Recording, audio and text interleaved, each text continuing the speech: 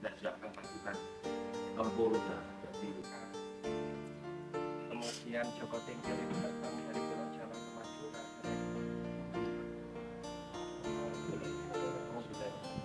Semudah itu tidak semudah itu tidak saya akan usaha tidak.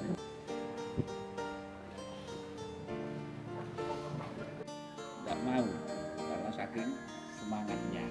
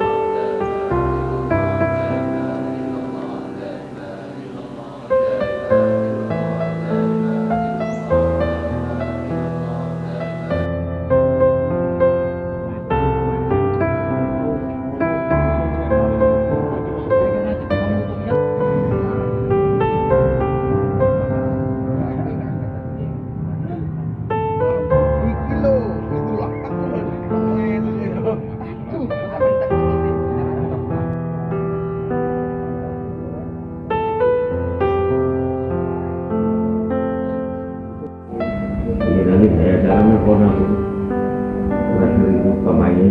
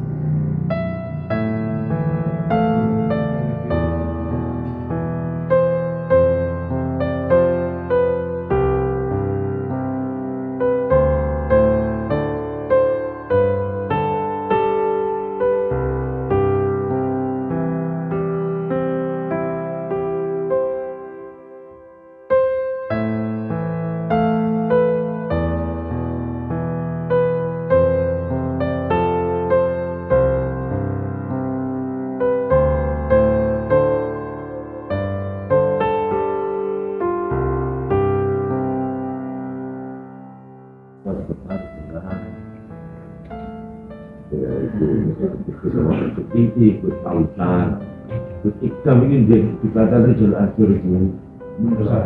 Iya, dalam kalau berkautan berwakilku, wakilku nomor suci itu anak itu Lutfi, anak itu mantu, ini kan betul-betul Bibi, Bibi, Bandung,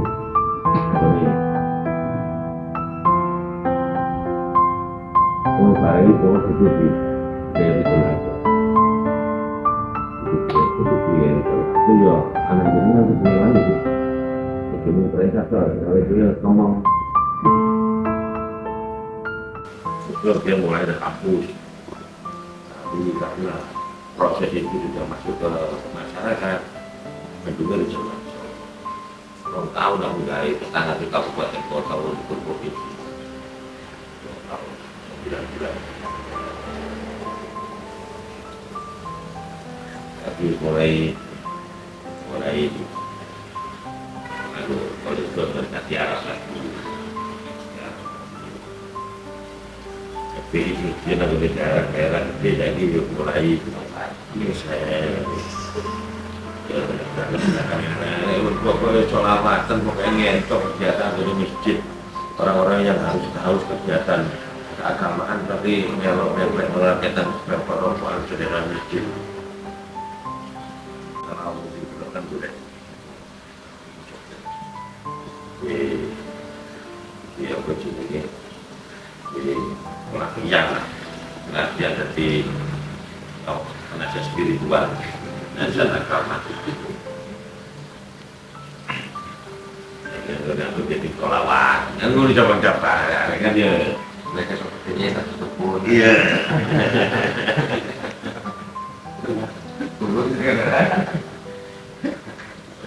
sudah siapkan masukan tempurnya jadi bila Allah Ustazah dulu sahabat ini setelah itu Allah kita sowe pokoknya aku biasanya melaku surutinan itu mau tahu gimana sih jadi kita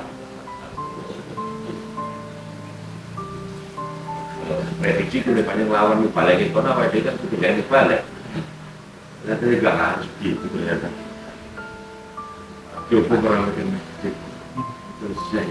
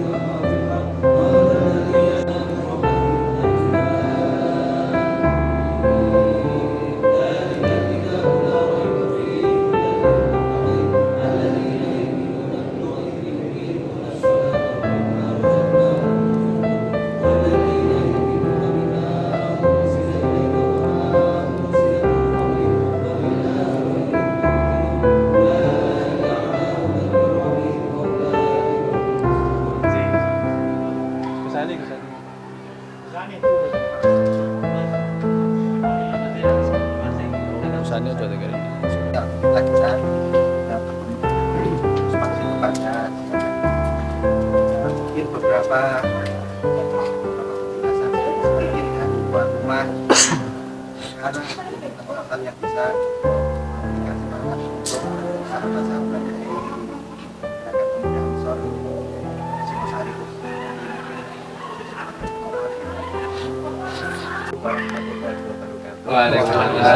Alhamdulillahirobbilalamin.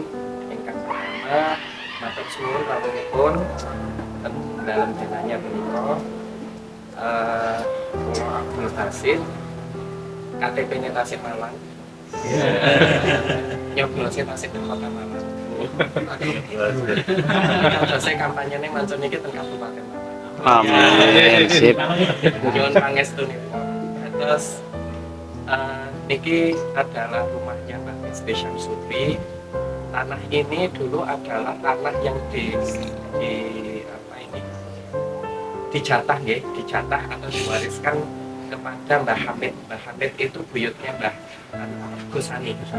Jadi tanah ini adalah tanah hasil tukar guling. Awalnya Mbah Bisri itu mendapatkan tanah yang ditempati oleh belakangnya dalamnya Gus Aam yang tadi di Sisowani. Jadi ada yang namanya dalam etah kali kulon kali. Tanahnya dulu nggih. Ketika Mbah Wahab itu Tasik Sugeng, Mbah Hamid Tasik Sugeng itu pesantren tambak beras, manajemennya itu diatur sedemikian rupa karena pada waktu itu NU juga sedang berkembang pesat ya. Untuk internal manajemen internal pesantrenan itu diketuai atau dipimpin oleh Mbah Hamid buyutnya Mbah Gus Sani ini. Mbah Sani Oke.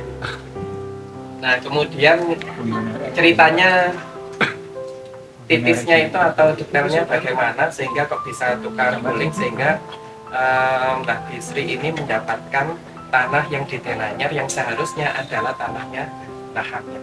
Karena yang adiknya Mbah Hamid kan istrinya Mbah Bisri. Kalau perempuan kan maunya didekatkan sama orang tua, maunya begitu.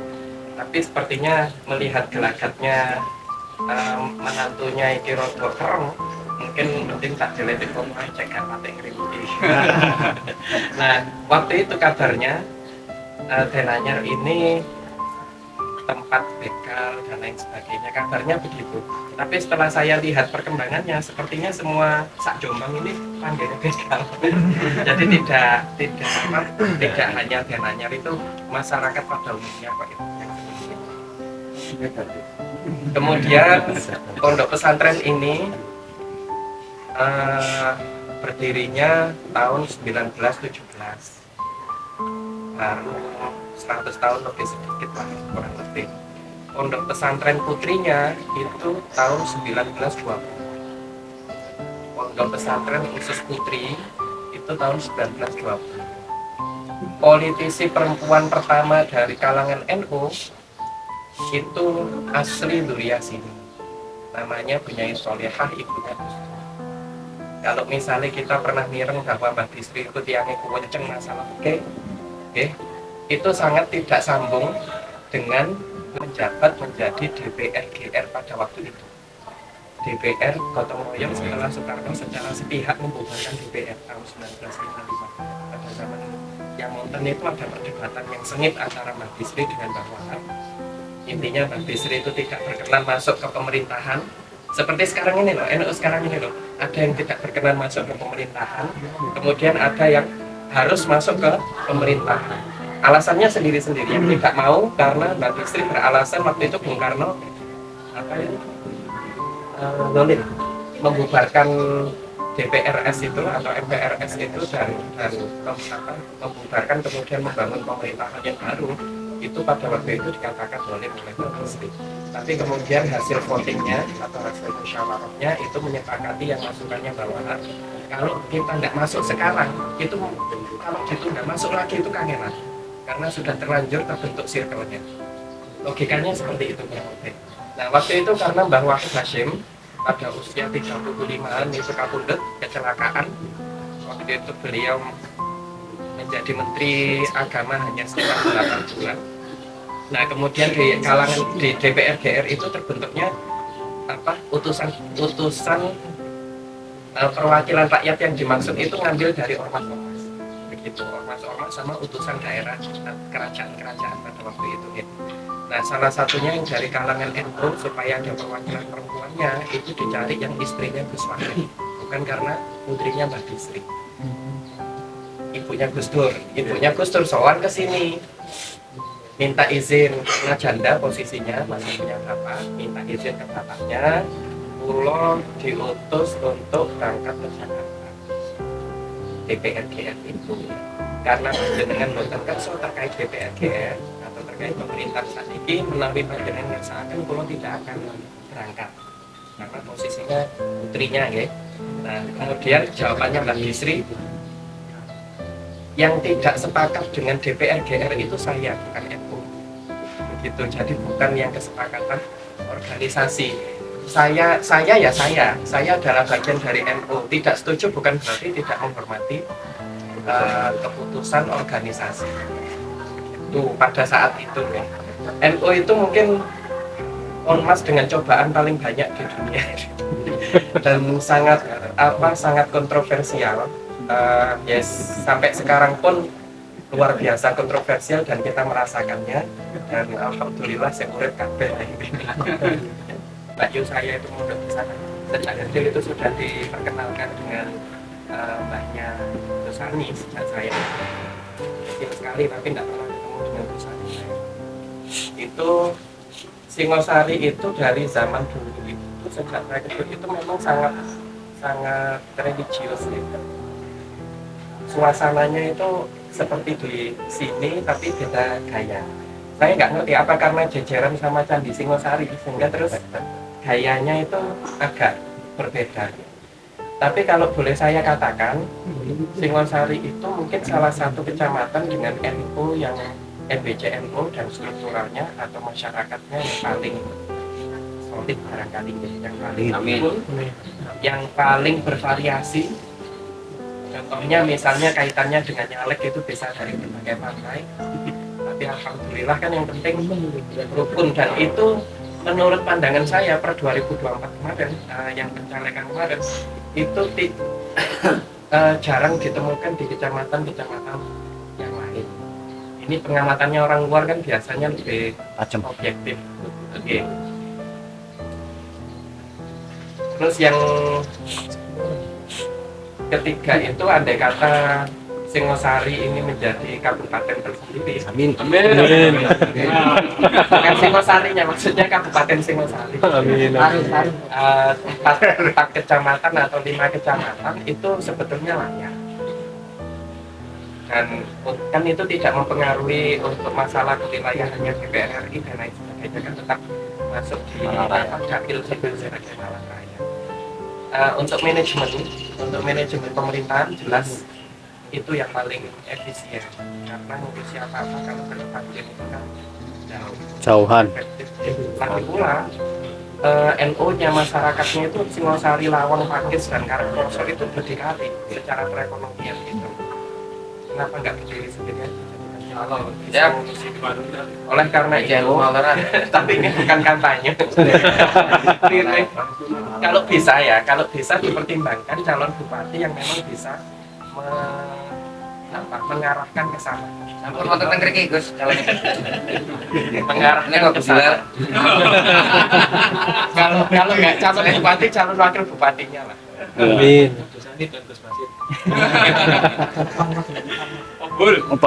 ada banyak tantangannya, sahabat-sahabat. Jadi saya sendiri untuk ngurusi NU itu walaupun hanya sebagai anggota itu bisa istiqomah itu apa ya, luar biasa. Intinya saya sampai sekarang juga belum bisa istiqomah. Saya menang males saya. Jadi kalau melihat panjenengan Sudanten ini sudah sangat luar biasa. Biasa di rumah. Jadi memang organisasi ini diisi oleh orang banyak, dan karena isinya orang banyak, pemikirannya juga dari orang banyak, mudah-mudahan kita tidak mudah mundur bisa menghormati antara satu pemikiran dengan yang lainnya, dan walaupun tersinggungnya koyo opo dengan berbagai macam keputusannya teman-teman atau kolega sesama apa ini namanya, sesama pengurus NU maupun Ansor dan lain-lain, saat gak senengnya tetap kita fokus ke NU-nya. Ditata betul, lurus betul. Saya lebih, kalau saya pribadi lebih cocok dengan yang penting rebutan untuk menjadi pimpinan, misalnya ketua PAC gitu, daripada rebutan mob gitu. Artinya menunjukkan semangat, menunjukkan kalau kaderisasinya Ansor itu hidup gitu. Kalau saran saya begini, kalau habis ini ada konfer ancap barangkali ya, atau PC. Konverjap, Gus. mestinya begini, ada beberapa kandidat, misalnya tiga kandidat bakal calon ketua Ansor misalnya, ada 3, maka salah satu kan pasti jadi, misal si A yang jadi ABC gitu. Nah itu yang pertama kali ditawari jabatan itu mestinya yang B dan C, walaupun dia kompetitor. Yang mengusung si A ya nanti dulu, dia bukan calon. Untuk menjadi calon itu secara mental itu apa, mental, kemudian tenaga, pikiran dan lain-lain itu kan out ya. Menurut saya yang ditawari pertama kali jabatan tertentu adalah kompetitornya. Ruwet itu urusan nanti. Yang penting itu etikanya kepake dulu. Ruwetnya misalnya karena wis kadung gak cocok misalnya, itu urusan nanti. Karena yang penting etika dan kaderisasinya jalan dulu.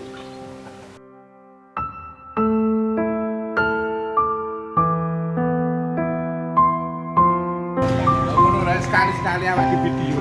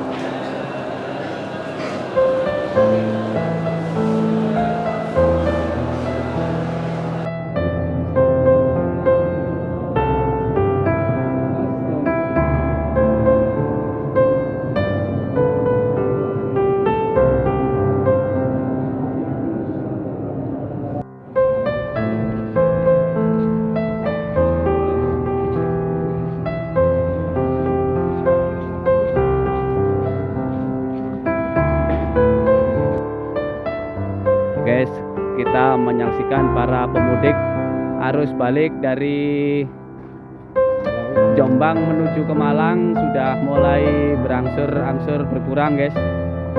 Artinya memang puncak mudik di hari raya Idul Adha ini sudah mulai menurun daripada biasanya.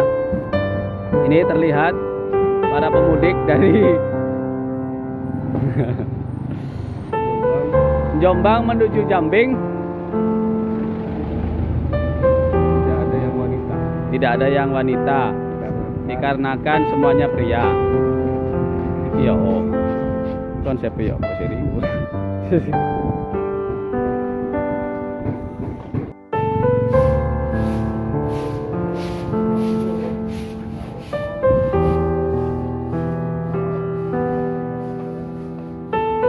Kita berada di perkampungan Lirboyo.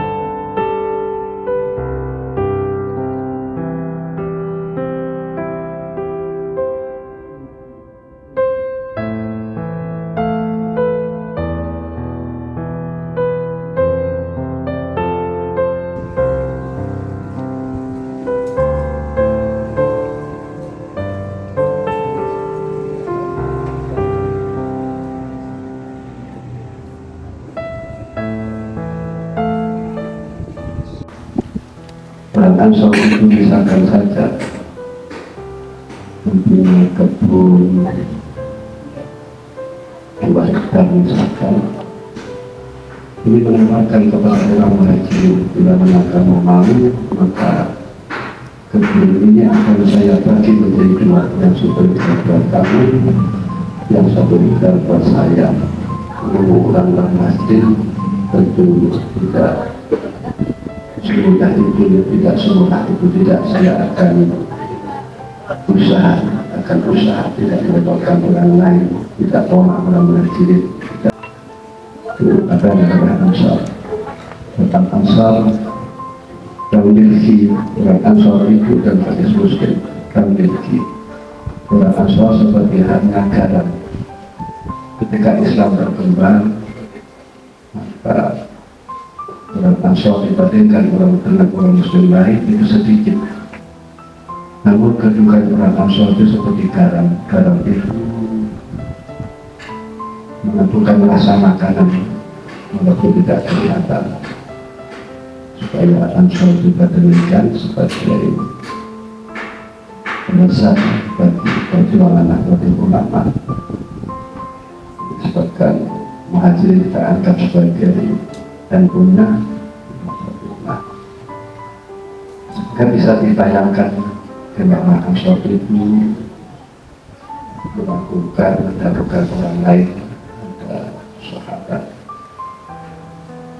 bertanggung kepada Kanjeng Nabi, kata Kanjeng Nabi, siapa yang mampu menunggu tamu tersebut, Kanjeng Nabi dalam memasak makanan di pas-pasan tidak ada menunggu. Maka ada sahabat Ansor yang menunggu tamu Kanjeng Nabi.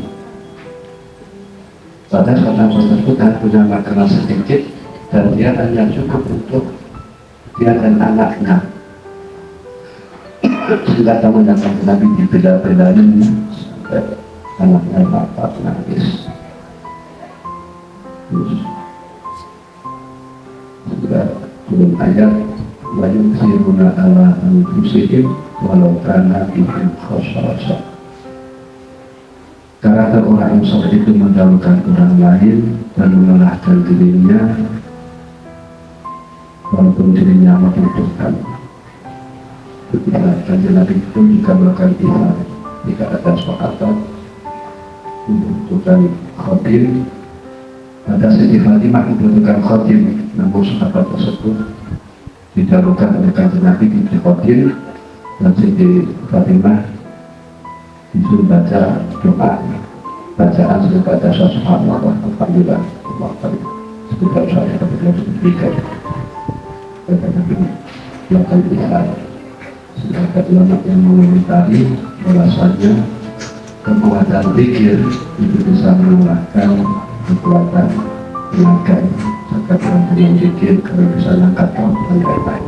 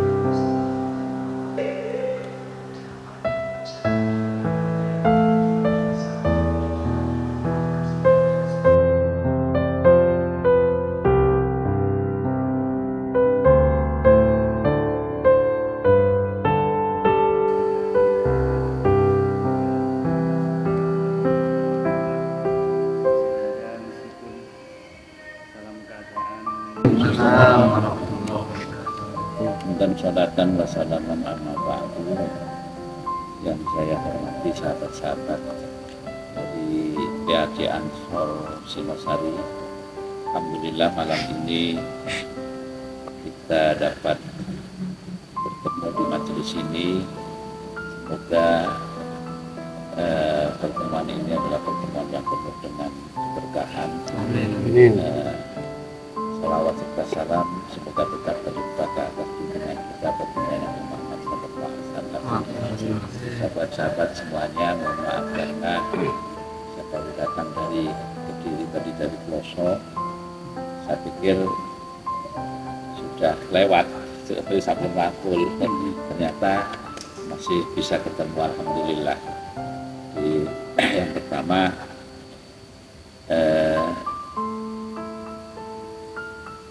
sahabat-sahabat Ansor ini itu adalah cikal bakal NU.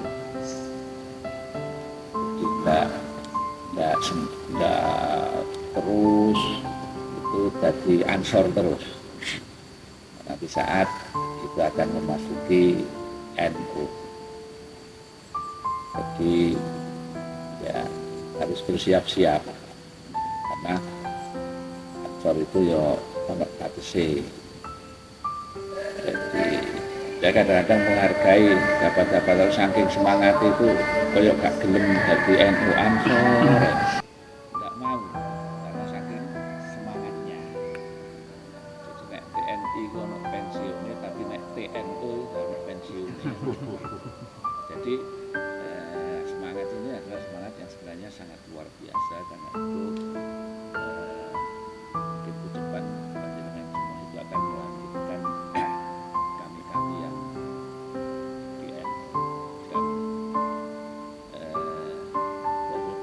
bagian daripada yang disampaikan oleh Pak Hasim itu, sopo sing mengurus NU, Pak Angger Santriku, sopo sing jadi santriku, dan terus masa lalu. Jadi intinya panjenengan semua ini nanti akan mengurusi NU. Ini yang perlu digarisbawahi. Sebab saya di Nuwun Sewu, ternyata saya kebetulan baru terpilih jadi ketua PJNU, tapi memang merasakan betul. Jadi bagaimana sebenarnya semangat teman-teman itu untuk mengurus NU, tapi sayang, jadi mereka itu minta posisi, istilahnya ini kalau enggak di posisi ini, lah ini yang sebenarnya saya kurang pas. Artinya jadi apapun, kalau saya jadi apapun, kan nggak jadi apapun, bisa ikut mengurusi NU, tidak harus jadi pengurus. Daripada jadi pengurus tapi malah jadi urusan. Nah, makanya ini bersemangat. Ya, kalau beliau saya itu kan mengurusi NU itu gampang. Ada orang yang mengeluh ngurus NU kok angel. Gampang ngurusi NU. Sing angel ngurusi pengurus. Ngurus NU gampang. Kenapa? NU itu jamiah. NU digawa ngalor kan ngalor. NU digawa ngidul. NU tidak munggah ya munggah, tidak mudun ya mudun. NU ini. Tapi pengurusnya gurung karuan. Jadi luwih angel ngurus pengurus timbangane ngurus NU. Makanya ya kita harus bersabar. Jadi menurut apa istilahnya mengurus NU itu sabar itu double. Saya dulu mulai dari ketua MWJNU, nggak begitu berat lah kalau ngurusi MWJ karena skupnya masih satu kecamatan. Tapi begitu menjadi ketua PJNU itu ngurusi sak kabupaten. Itu luar biasa. Masalah itu ngono ya. Makanya ya enten kudu sabar nggih. Boleh. Gak tahu tak pikir. Dadi nek masalah kuncinya ya apa dawuh Gus Dur itu. Nggih, masalah kan ana loro, satu masalah yang bisa diselesaikan. Gak usah dipikir, bisa diselesaikan. Nomor loro, masalah yang nggak bisa diselesaikan itu ya gak usah dipikir, gak usah diselesaikan. Gak usah diselesaikan, gak usah dipikir. Kenapa itu mikir masalah sing gak bisa diselesaikan? Biar yang menyelesaikan orang-orang yang bermasalah. Ya diselesaikan sendiri, apa waktu itu? Ketua PCNU iso stroke mikirin masalah sing gak bisa diselesaikan. Makanya kita banyak tugas yang lebih penting daripada mikirin makan-makan itu. Pak NU, Pak Baru, Pak Kegiatan, apa itu kok? Cok delok wonge, cok delok pengurus, cok delok apa kadang-kadang nyuwun sewu awake dhewe gak cocok karo pengurus ya, kadang-kadang kan gak cocok. Nek sampean sing didelok iku ngono wonge ana undangan ngene, wis diundang iki gak teko.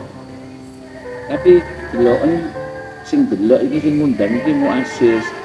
Dengan rumangsa diundang Mbah Hasim, rumangsa diundang Mbah Wahab. Ini akan timbul semangat yang luar biasa. Tapi yang didelok pengurus kemana kalah pilihan, nah itu kadang-kadang malah boring ya. Jadi aja delok wonge, tapi delok Hasim, Wahab, istri, delok Syekhona Khalil yang ada di belakang. Rumangsa diundang. Jadi kan akan lebih bangga ketika rumangsa diundang Mbah Hasim, diundang Mbah Wahab. Ngoten lho. Ini go, yuk bareng istilahnya ikut terus gak usah tuh ini aku membesarkan NU itu wis gede, awake dhewe sing aku gede, jadi niat berkhidmah wis khidmah memang. Jadi insyaallah itu kalau sewu yang terakhir ini kan Rois Am kan enggak kita tujuan siapapun anak ulama direndahkan, ada caranya. Kalau seliding, untung bahwa ini nggak usah. Jadi itu di API gitu, tapi ada caranya. Kita harus mendampingi para ulama, bagaimanapun Nahdlatul Ulama ini tentu karena mayoritas dari kekuatan yang sangat luar biasa. Mesti ono sing gak seneng. Ketika konsesi tambang, cilik, ono tapi tidaklah yang penting pokoknya kita tetap cinta kepada ulama, cinta kepada itu sampai itu itu yang dibilang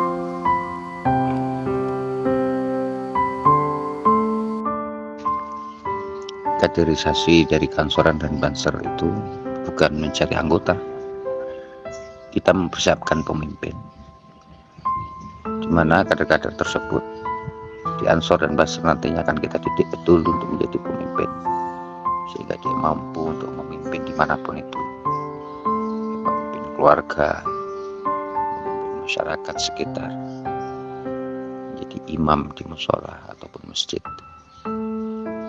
Jadi secara garis besar Ansor Banser itu adalah pesantren, kampus, tempat pendidikan, tempat mendidik dan dididik. Dengan kata lain, di sini tempatnya ketika kita ingin maju banyak hal yang akan kita pelajari di dalam Ansor dan Banser dari sisi manapun, sosial, agama, ekonomi, dan tim leader. Lawang siji ae sik gorong lakon kate-kate wani madu, wis wani ta. Wong aku sing wis duwe siji gak wani madu dikepruk aja kok omah. Tapi yo sik maru madu. Madu ini manis. Loh. Kalau dibawa ke rumah. Carok dong.